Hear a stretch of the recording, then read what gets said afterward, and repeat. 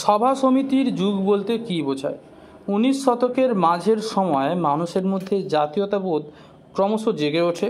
এর ফলস্বরূপ বাংলায় তথা সারা ভারতে বিভিন্ন সংগঠন গড়ে ওঠে। সেই জন্য ঐতিহাসিক অনিল শীল 19 শতককে সভা সমিতির যুগ বলেছেন।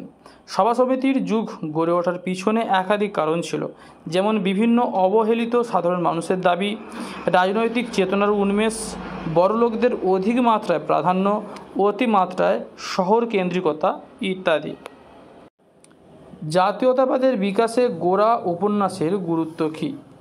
রবীন্দ্রনাথ ঠাকুর তার গোরা উপন্যাসের মাধ্যমে উগ্র জাতীয়তাবাদের পরিবর্তে গঠনমূলক জাতীয়তাবাদের ভূমিকা তুলে ধরেছেন।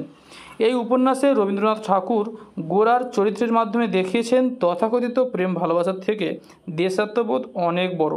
তিনি আরও দেখিয়েছেন শিক্ষিত মানুষেরা অশিক্ষিত মানুষদের সাথে কী রকম খারাপ আচরণ করেছে। ধর্মীয় সংকীর্ণতা দিয়ে কোনো জাতির মঙ্গল সাধন হয় না, এটা তিনি বুঝিয়েছেন গোরা উপন্যাসের দ্বারা। উইলিয়াম ক্যারি কী কারণে স্মরণীয়?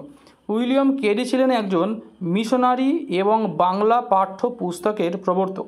সারা পৃথিবীতে খ্রিস্টান ধর্ম প্রচারক হিসেবে তার সুনাম ছিল। বাংলায় খ্রিস্টান মিশনারিদের কাজে তিনি এসেছিলেন।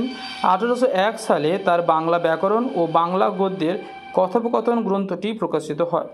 1812 সালে তার ইতিহাস মালা গ্রন্থটি প্রকাশিত হয়েছিল। বাংলা ভাষার উন্নয়নে তিনি বহু কাজ করে গেছেন। নেহরু লিয়াকত চুক্তি বা দিল্লি চুক্তি কবে স্বাক্ষরিত হয় এবং এর দুটি শর্ত লেখো।